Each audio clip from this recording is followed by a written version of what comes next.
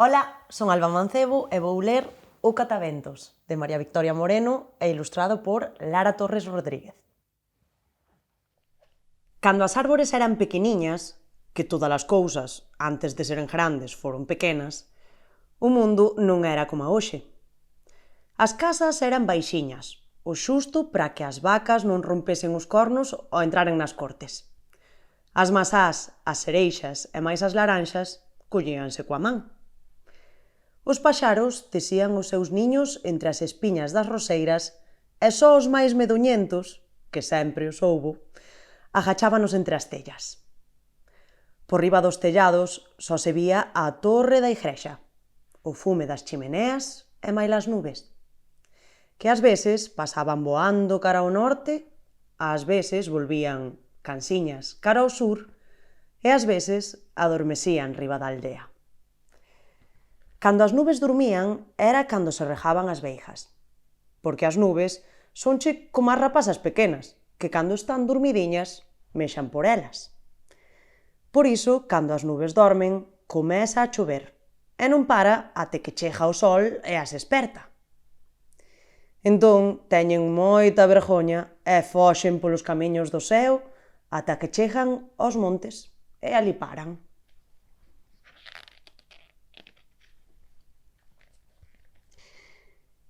Neste mundo que che digo, o máis importante era vivir en liberdade. Vivían as flores e os paxariños, as masás e as formijas, as ervas e máis as vacas. E as flores, os paxariños, as masás, as formijas, as ervas e máis as vacas, gustáballes tanto a choiva como o sol.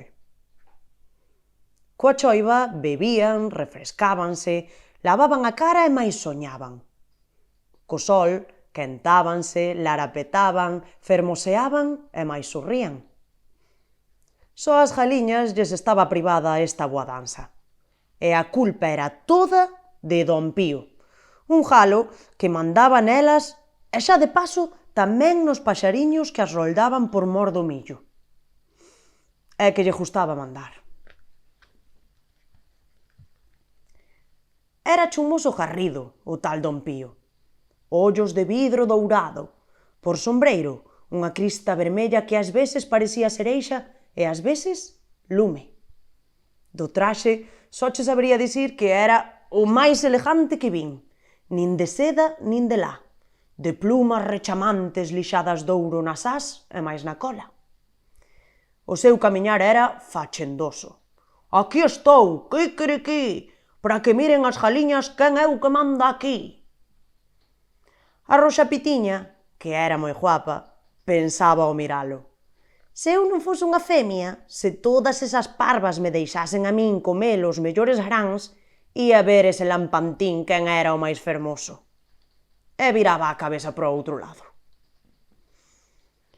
A Moura Pitiña, que era algo vella e máis xorda, cando miraba a Don Pío co peito abaloufado e co pescozo estarricado, coidaba que se lle trasgolara algún gran e quería axudalo. E cada vez que se achegaba a el, sas!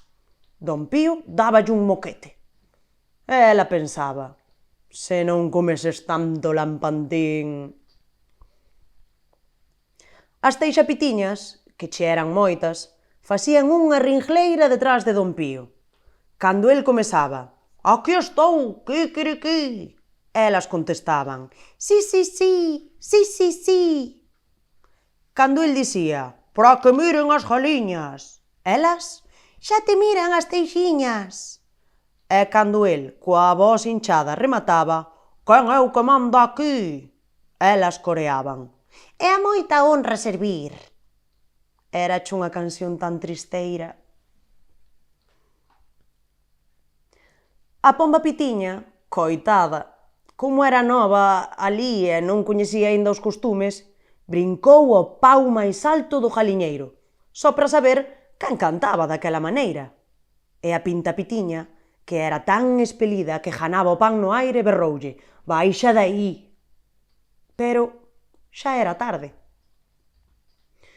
Don Pío mirou aquel brinco limpo e lixeiro e pensou: eu son o que manda aquí, e esa parva da galiña voa máis alto ca min. e comezou a debeser da envexa.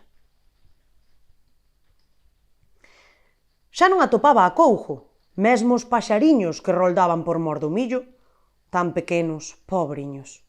Facíanlle sentir unha carraxe a seda. Un día, mesmo chegou a embuchar dunha peteirada un xílgaro. Tan ben que cantaba o inocente.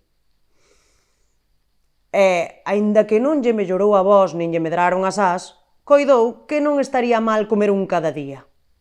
Pero, sen dúbida, o máis importante para don Pío era matinar e matinar, ver de que xeito podía roubarlle as ás a Pomba Pitiña. Se eu son o que manda aquí, que esa de asaltos máis grandes non o podo permitir. E as Teixa Pitiñas, sí, sí, sí, sí, sí, sí. E don Pío sentíase medrado e sas, larfaba un pardal. A esa parva de Jaliña heille pisar as ás para lle dar máis forza ás miñas. E as Teixa Pitiñas, anche a sudar as teixiñas. Don Pío afoutábase e sas, enjulipaba un merlo. Ides ver, quiquiriquí, que pode voar moi alto o jalo que manda aquí. E as Teixa Pitiñas, é a moita honra servir.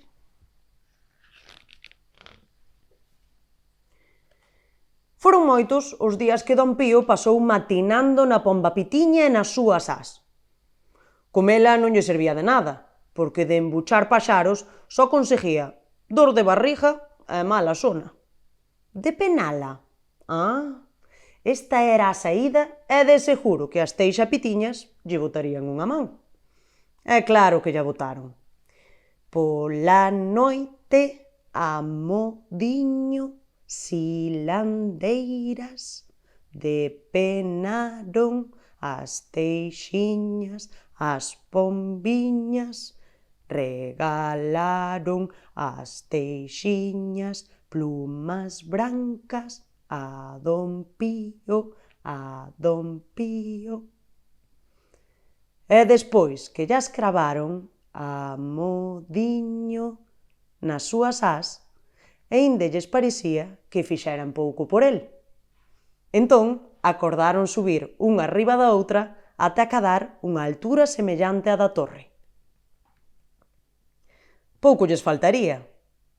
E don Pío foi rubindo unha a unha, fachendoso, atilado, até que pousou as patas na derradeira Teixa Pitiña, premendo sen compaixón na súa cabeza.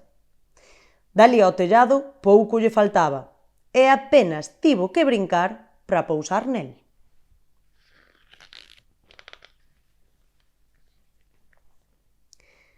Xa en riba, o primeiro que fixo foi contar as tellas e cavilar a cantos metros estaría do chan. Isto, supoño eu, facíao para saber como era de importante. E debeu pensar que era moito, porque xa logiño quixo presumir. E dígoche que quedou aleuto ao decatarse de que as súas ás, remendadas coas plumas da Pomba Pitiña, non eran nin máis lonjas nin máis áxiles. Pesábanlle como ao chumbo, e case que non podía afastalas do corpo. O que lle ia medrando, eran as patas, cada vez máis lonjas, cada vez máis delgadas, cada vez máis ríxidas, até que remataron por lle quedar chantadas nas tellas. E o seu corazón quente ia debesendo. Aquel corazón que se lle facía grande a pulos de soberbia ia minguando dentro do seu peito. Pero cando comezou a decatarse do mal que se está sen corazón, xa tampouco tiña sangue, nin ollos, nin voz para cantar. Tampouco sabía por que lle viñera aquela teima de subir no máis alto que os demais. Para baixar, cumpríalle seivar as patas e tiñas xa sententos. Cumpríalle, polo menos, que as Teixa Pitiñas mirasen para el e que se compadecesen da súa coita. Pero elas andaban moi atarefadas na conquista de don Pisco, o sucesor de don Pío. O caso é que chegou a noite e o malpocado comezou a sentir frío. Sorrejaba o vento daqui e dalí, premia o corpo todo até deixarlle como unha folla sen ferro. Obrigábao despois a dar voltas e máis voltas. O de dar voltas, dicía para sí, aínda pagaba a pena tendo ollos, porque así podía axexar todo o que pasa por aí embaixo. Pero sen ollos. Ademais, aquela noite as árbores deron en medrar e coas lerias mesmo nin deixaban escoitar o que se falaba no chan. Por que medrarían as árbores?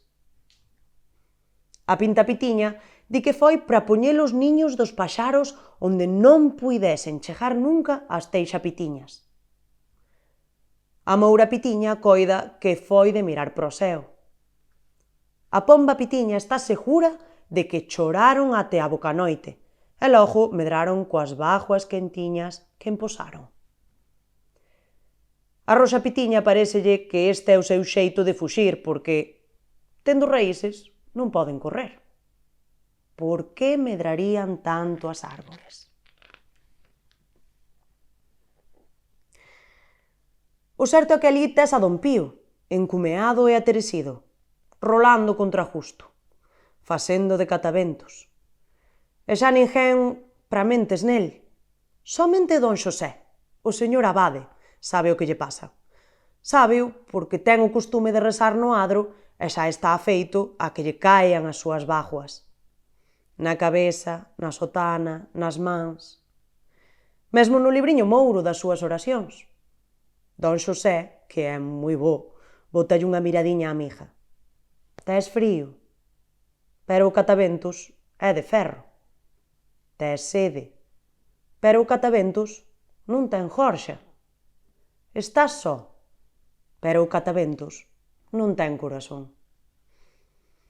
Entón, o señor abade, amodiño, vai sacando as bágoas da cabeza, da sotana, das mans e máis do libro, e vai poñéndoas nas follas das roseiras para que as beban os paxariños cando sequen as fontes. Só o señor abade sabe o que lle pasa ao catavento, e por iso só el desexa que baixe algún día.